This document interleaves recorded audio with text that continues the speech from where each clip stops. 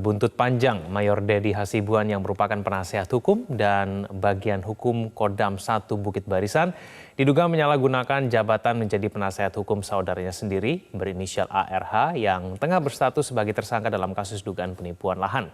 Apakah dibenarkan seorang personel militer aktif nyambi menjadi kuasa hukum dalam kasus sipil?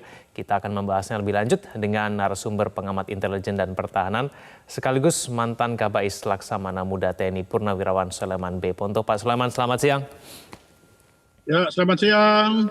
Ya, mohon penegasan Pak Soleman, apakah boleh perwira TNI aktif menjadi penasihat hukum? Tidak boleh, jelas. Tidak boleh, saya ulangi lagi. Itu salah. Ya. Jadi sudah jelas menurut Anda Mayor Dedi Hasibuan melakukan pelanggaran? Betul, itu pelanggaran. Tidak boleh seorang tentara menjadi penasihat hukum. Penasihat hukum itu hanya untuk intern TNI. Kalau keluar itu tidak boleh, ada aturannya untuk menjadi penasihat hukum di luar. Harus lulus kursus advokat, harus ada penyumpahan, harus sudah pensiun setelah 2 tahun. Jadi tidak boleh itu hal yang salah. Itu sudah pasti salah itu. Itu pasti salah itu sudah, ya.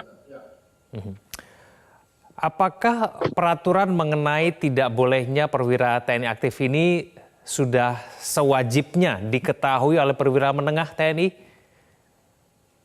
Ya sudah wajib, sudah harus tahu. Apalagi beliau itu di dalam tempatnya hukum, di bagian hukum. Jadi sudah pasti tahu. Karena untuk menjadi advokat itu, pembela itu kan diatur oleh undang-undang advokat. Itu sudah harus pasti tahu itu. Nggak mungkin dia tidak tahu. Apalagi datang membela orang sipil. Itu tambah nggak benar lagi itu. Kalau masih militer, masih oke lah. Tapi ini orang sipil, apapun alasannya, mau itu saudara atau bukan, tapi sipil itu salah besar itu apa yang dilakukan oleh mayornya itu. Baik, Pak Soleman, menurut Anda etis tidak apabila Mayor Dedi ini membawa sejumlah anggota TNI ke Polrestabes Medan dengan tujuan bertanya ataupun mungkin berkoordinasi tentang penyidikan yang sedang ditangani? Itu bukan tidak etis lagi, keliru. Sudah tidak etis, keliru lagi. Bagaimana mau bertanya untuk orang sipil?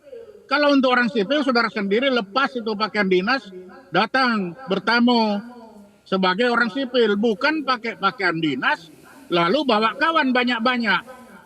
Itu tuh sudah tidak etis lagi, sama sekali tidak etis itu. Dan itu sangat keliru. Pak Soleman, banyak yang mengatakan itu adalah penggerudukan. Menurut Anda itu apa kalau bukan penggerudukan? Ya, seperti itulah. Saya tidak tahu lagi bahasanya mau pakai bahasa apa. Itu kan datang beramai-ramai.